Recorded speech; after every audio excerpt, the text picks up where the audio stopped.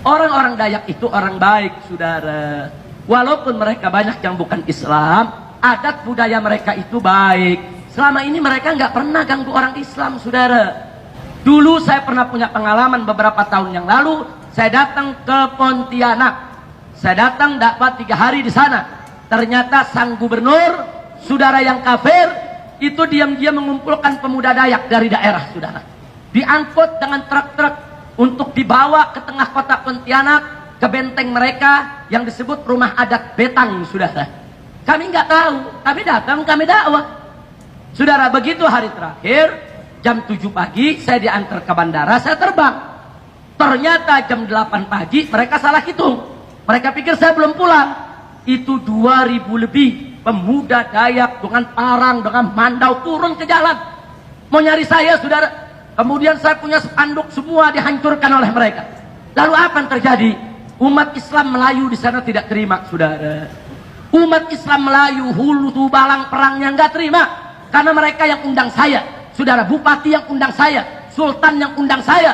Mereka semua marah, saudara. Akhirnya, saudara, umat Islam dari semua suku, Melayunya, saudara, Maduranya, Bugisnya, Makassarnya, Butonnya, Banjarnya, semua turun ke jalan, saudara. Dan akhirnya terjadi tempur antara umat Islam dengan mereka di tengah kota. Enggak, televisi enggak berani menyiarkan, saudara.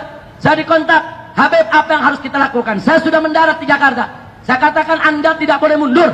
Begitu Anda mundur, Anda kalah, Anda akan dipotong, Anda punya kepala satu persatu. Apa lupa peristiwa Sampit? Apa lupa peristiwa Sambas? Bagaimana, saudara, 1000 orang Madura disembelih, kepalanya ditumpuk di jalan. Kali ini Anda tidak boleh kalah. Hei umat Islam. Akhirnya saya punya suara, saudara, dari handphone, disambung ke mic dalam masjid, kemudian dikeraskan keluar, saudara. Saya minta umat Islam Pontianak, angkat senjatamu, lawan mereka. Umat Islam nggak boleh kalah. Ini manusia-manusia liar. Kalau kalian kalah, kalian akan disembelih. Akhirnya terjadi perang hari itu, saudara. Terjadi perang jam 3 sore, bertempur di tengah kota. 15 menit pertempuran, 3 orang Dayak mati di tengah jalan, saudara.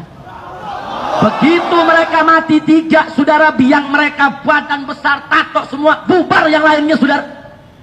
Sampai jam 10 terus umat Islam merangsap. Benteng mereka kita rebut, saudara. Persis jam 10 mereka telepon saya, Panglima Laskar Melayu. Habib Rizik, ini benteng mereka sudah kita kuasai. Di sini ada anak-anak, di sini ada perempuan-perempuan. Apa yang harus kita lakukan ini? Kita mau bakar ini benteng mereka. Kita katakan jangan. Perempuan jangan kau ganggu. Anak-anak jangan kau ganggu. Kau amankan mereka, selamatkan mereka. Sementara benteng mereka jangan kau bakar. Karena itu rumah adat Dayak. Nanti kalau kau bakar, nanti seluruh masyarakat Dayak tersinggung. Jangan. Ini kan yang jahat mereka. Yang berbuat salahkan mereka. Jangan libatkan Dayak-Dayak yang lain, saudara.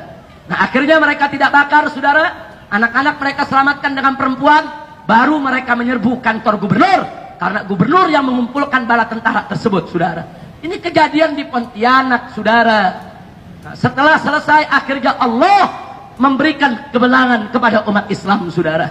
Begitu umat Islam menang, saudara, Gubernur Kalangkabut minta bantuan Pangdam, minta bantuan Kapolda untuk berunding dengan umat Islam, saudara, untuk minta maaf kepada umat Islam.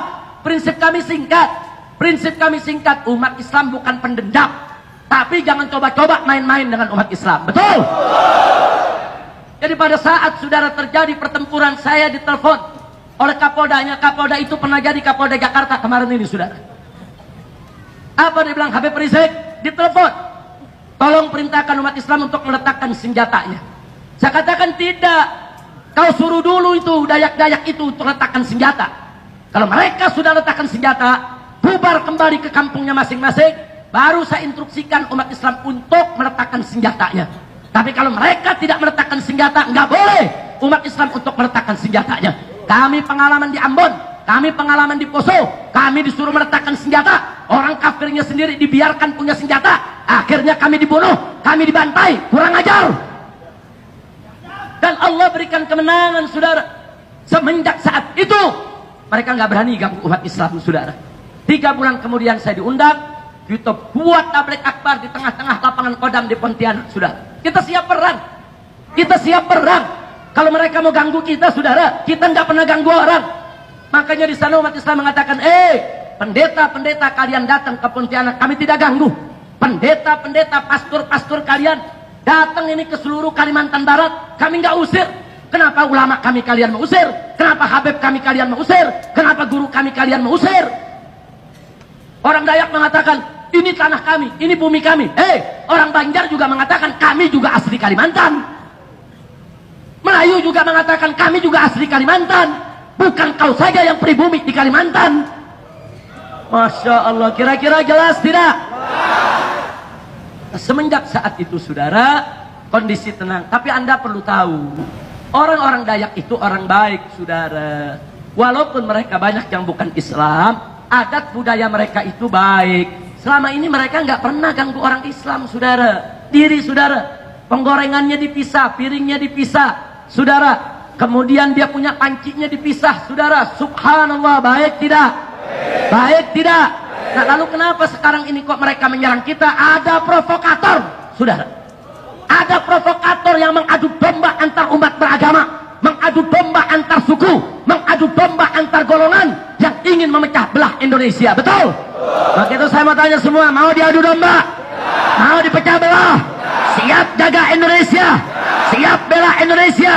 Siap jaga NKRI? Siap jaga Bhinneka Tunggal Ika? Takbir! Takbir! Sallu ala Nabi! Nah, itu saja yang saya mau sampaikan, saudara. Jadi artinya, tolong polisi jangan overact.